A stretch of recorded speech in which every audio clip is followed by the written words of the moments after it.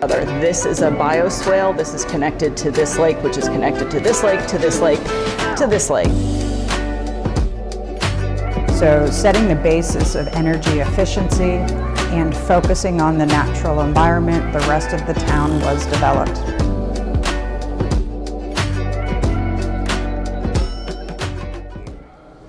My name is Lucienne Piers. I'm the Vice President of Economic and Business Development at Kitson Partners here at Babcock Ranch. Babcock Ranch was acquired in 2005 from the Babcock family. The original acquisition was for just around 93,000 acres. Immediately after that acquisition, we sold 82,000 and change acres back to the state of Florida for perpetual preservation and conservation practices. We retained 18,000 acres, which is the footprint of the town of Babcock Ranch today. Of that 18,000 acres, we're preserving an additional 9,000 acres, which is where the true footprint of the town will be built. So Babcock Ranch was founded, and the design is really based in 8 core values: energy, education, technology, environment, health and wellness, storm safety, fun. I think I didn't say transportation. Our approach to design was really based in understanding the land and what it naturally was going to do. So a lot of our design was based around the original natural features and where water wanted to go within Babcock Ranch. We used that as a basis and then built upon that the town. The majority of our residential neighborhoods and commercial offerings are constructed in areas that were already significantly impacted through ranching and mining operations. Those core values really drove the development of the solar array at Babcock Ranch. We partnered with Florida Power and Light. They own and operate 880 acres of solar fields, which produce up to 150 megawatts of power, which power the town of Babcock Ranch. The power generated in the solar array comes to a substation within Babcock Ranch and is consumed by the town before going out to the grid. That interconnectivity with the grid also provides alternative sources of power during the nighttime or during other events when the solar array is not available. We are 6 or so years into construction. The town has approximately 7,000 residents. We've sold and occupied just over 2,600 homes, and we have several 100,000 square feet of commercial services and operations. That is early in our development timeline. We anticipate at build-out to be approximately 60,000 people with 19,500 residential homes and assorted commercial uses to support that.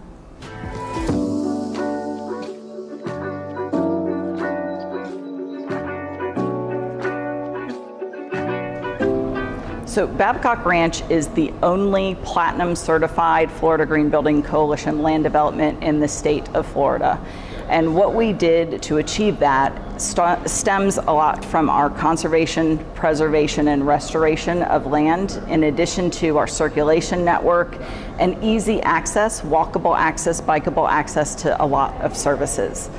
When we talk about stormwater, we'll talk a bit more about what we did to the land, but we have that requirement for our horizontal development, and we also require that the builders all certify their homes to the Florida Green Building Coalition standard. Our commercial buildings are also certified to the FGBC standard, and what that means is everything built here is Code Plus.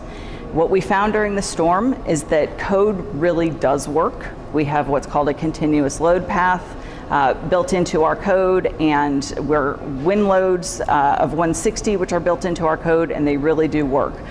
But when we train the builders, we really emphasized durability and disaster mitigation.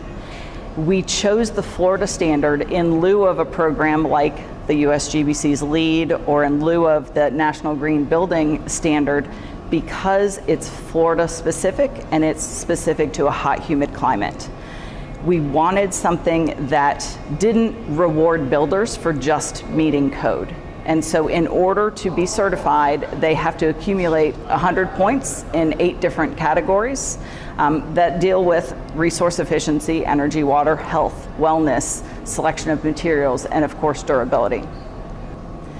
So one of the things that we focus in on originally is always looking at resource efficiency. So how can we make our buildings and our homes more energy efficient, more water efficient, and more resource efficient?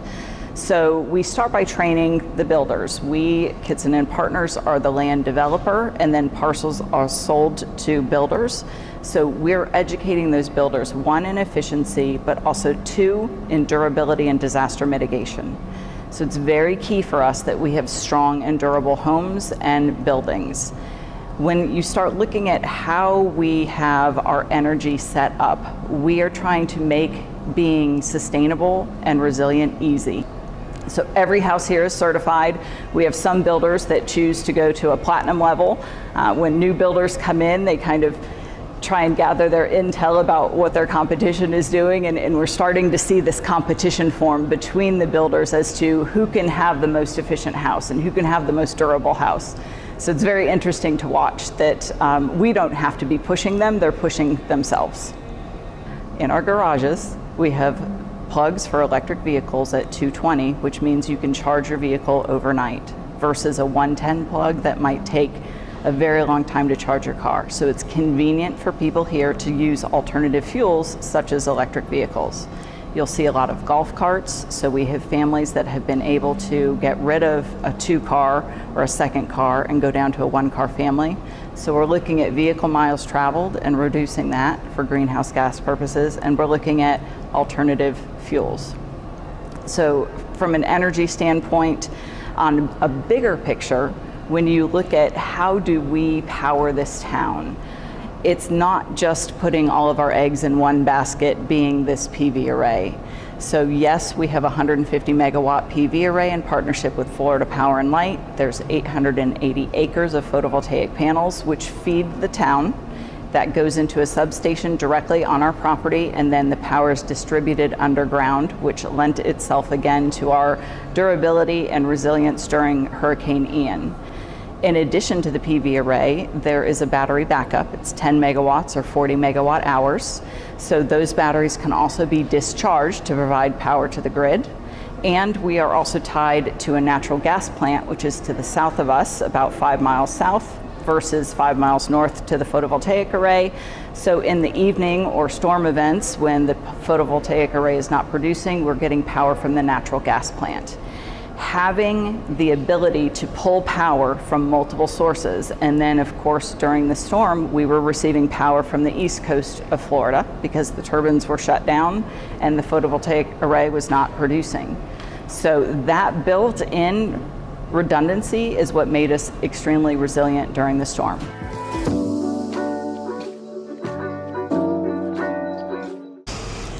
So when we're talking about resilience, we really need to focus in on our stormwater system. It's a very unique system, and there are quite a few things that come into play to make this system work.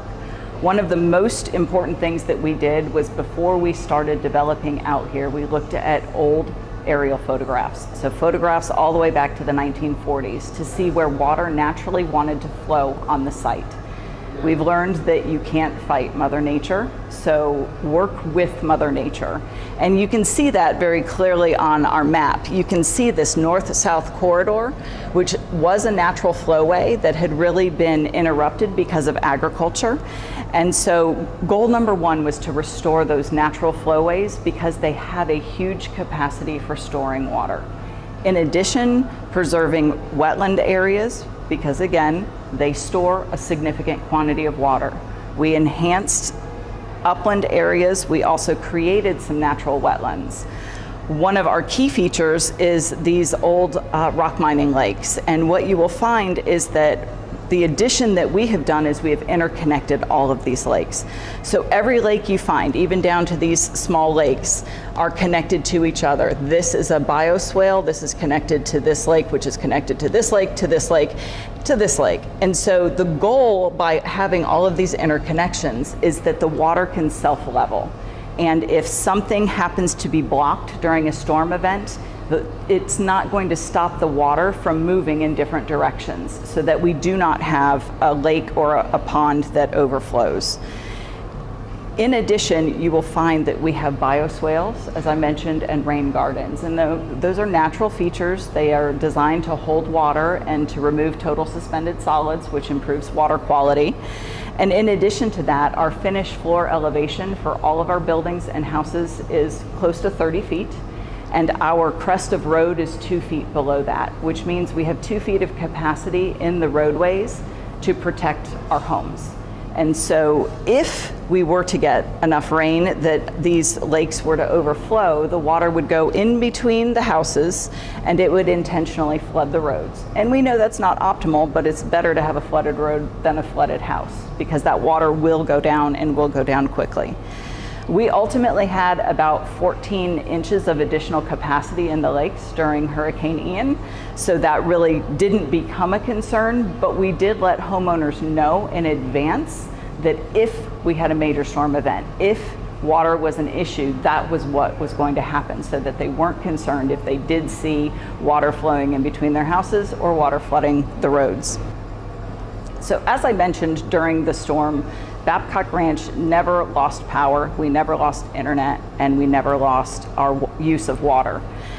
The benefit there was that we were able to constantly monitor the level of the lakes. So we have remote sensing in place where we can see the level of all of the lakes, which is how we knew we had additional capacity.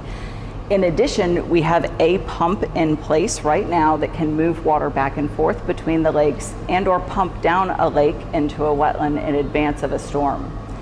When we debriefed after the storm, we were challenged by Sid Kitson to figure out what was next. What if we had more rain? What if the winds were stronger? And so we're working to have additional pumps installed so that we can move water throughout the community and pump down in advance of a storm. We're also looking at more durability features in our buildings, looking at the Insurance Institute fortified standards to see if we can again raise the bar for the product that we're providing here. We do also have a field house, which I love because I was in the mix of the process as that building was being constructed at the same time as the high school. And the field house is a storm shelter, and it is designed for the tri-county or the 4-county area around us, because as you know, we designed this community to shelter in place. So the importance of that facility is really for all of the surrounding areas. And I bring that up when we're talking about resilience and redundance, because in order to be an ICC 500 storm shelter, you have to have built-in redundancies. So in addition to being powered by, again, the solar array or our backup natural gas plant, there is a full generator that can run that facility. If that generator for some reason didn't work, we have the ability to passively ventilate. So we have louvers that will open to continuously move air through that building. If for some reason water went down and we didn't have a water supply, we have backup wells that are there so that we can continue to flush the toilets and keep sanitary going, in addition to bottled water. So those nuances of things that you had to have to be an ICC 500 shelter were new to me. I learned a lot on that project. I had a subcontractor that actually evacuated and went to I'm going to air quote this one, storm shelter. He's a building science guy, and he knew at a certain point in time that the building was at its limits, and the roof ripped off of that shelter with his family inside of the shelter and all the other people in the shelter. So the importance of having this super durable building with literally walls 8 inches solid concrete, some of them are 12 inches solid concrete. The glazing, there's only 4 windows in the whole building, 2 inches thick. So to me, that is a building that's here for the community is priceless.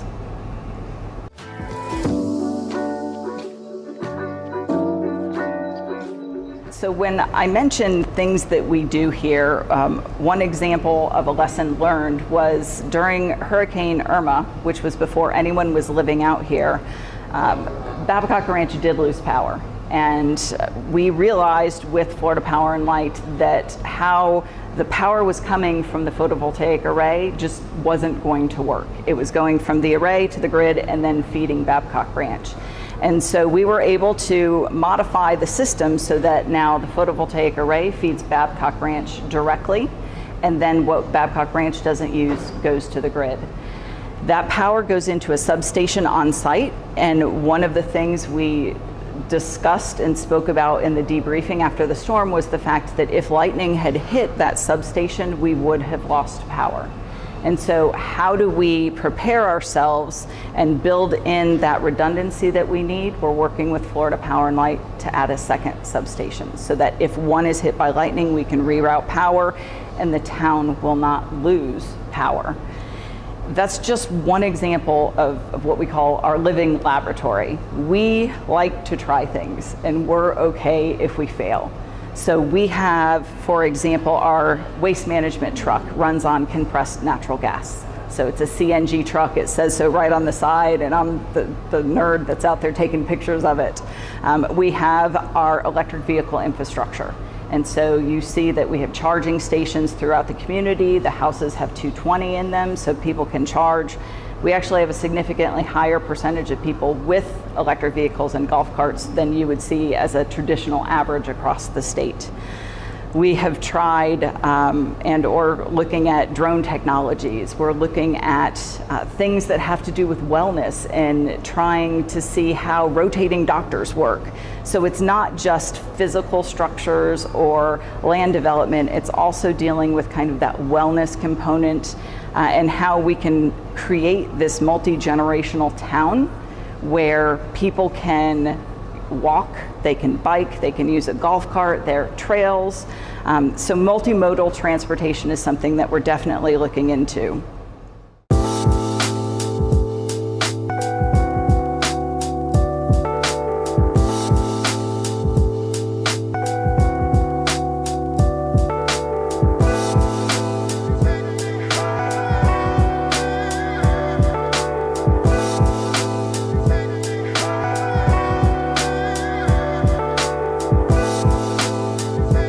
So we're going to talk about some Hurricane Ian specifics. I actually live in Babcock Ranch, and I had two different families evacuate to my house for Ian.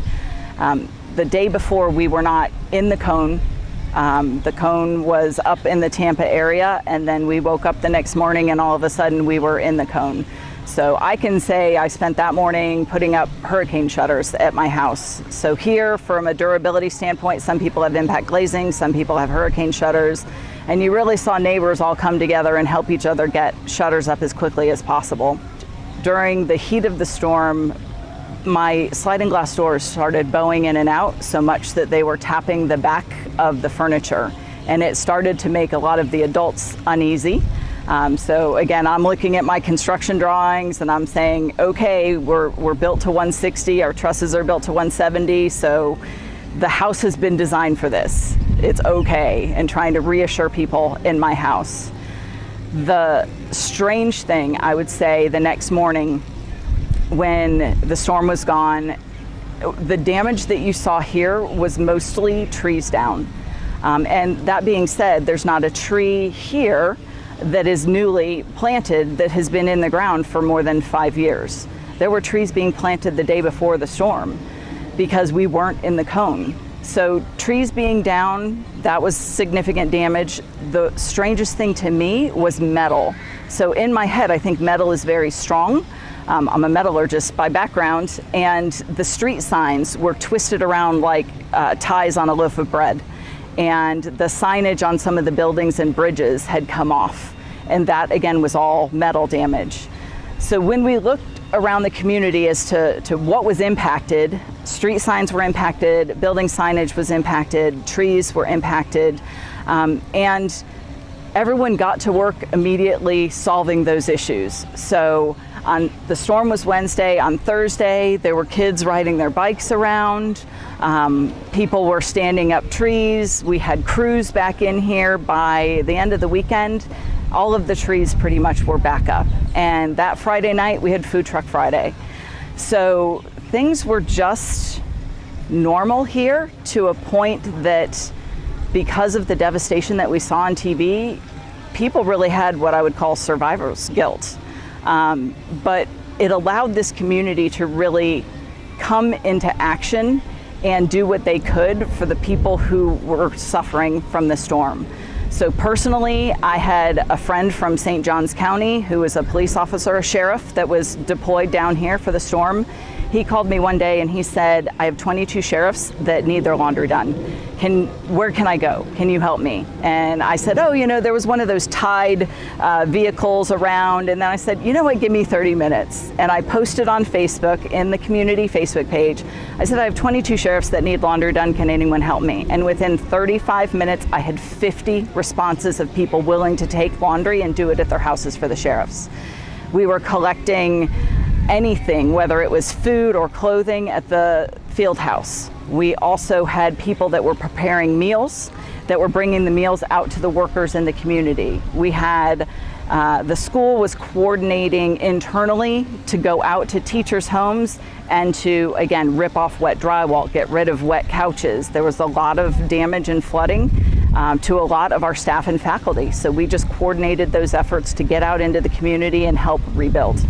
As I mentioned, we never lost power, and we never lost water, and we never lost internet. And the day after the storm, the second day after the storm, within 4 days, all of the trees had been stood back up, and really kids were playing in the splash pad and riding their bikes, and it looked very normal here, which was the complete opposite of what the rest of Fort Myers and Fort Myers Beach looked like.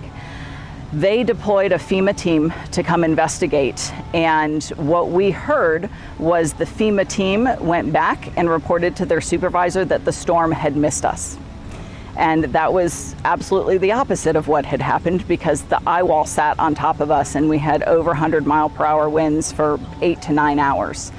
And so the supervisor didn't believe the GO team and decided to come out herself and interview people out here, and then was told the actual story by Sid Kitson, who also lives here and was in his house, sheltering in place when he wasn't driving around in the storm like a crazy man. And then myself, who lived here and made it through the storm as well. So we're now working with FEMA and NOAA, looking at what did we do right, how can we reproduce this? And Sid Kitson has said all along, whether it's something to do with sustainability or resilience, please copy us. Absolutely copy what we're doing. We want more communities to be like this. It allowed us to be able to get out into the neighborhoods and help everyone else recover. With respect to generators, so because we have multiple types of fuel, we have natural gas, we have electric coming from the photovoltaic array. Obviously, we have some vehicles that are compressed natural gas. If you opt or want a generator, there are people out here that have natural gas generators. We have a diesel generator at the field house. Traditional gas generators, we know a bunch of people bought them in advance of the storm. And one of the things we were able to do as a community was donate those generators to the people who didn't have power, because we never lost power.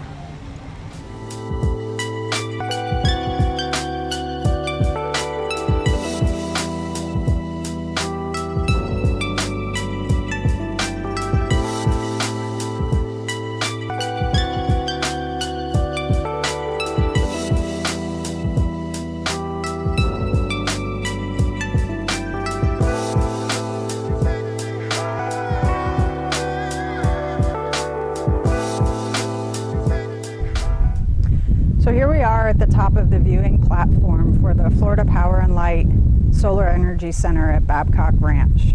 Behind me, what you have is two 49 megawatt solar production facilities that occupy about 880 acres. To give you some scale and scope of what that level of production looks like physically, you can see the solar panels here. And oftentimes we have questions of what is that lake in the background. That is actually additional solar panels, and they continue around all the way to the right. Florida Power and Light invested in this tower to be able to educate the general public about what it takes to go solar in the Sunshine State here in Florida. One of the other incredible things that Florida Power and Light has done with our partnership is, at the time, they invested in the largest solar to battery storage facility in the state of Florida, which is to my right over here. Those container-looking buildings house lithium-ion batteries, which can store up to 10 megawatts of power at any given time.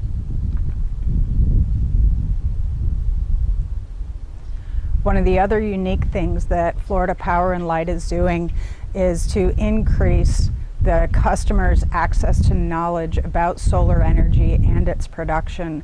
They're building a solar education center here right at the base of the tower to provide interactive educational opportunities to learn more about solar power, its production, its transmission in the state of Florida.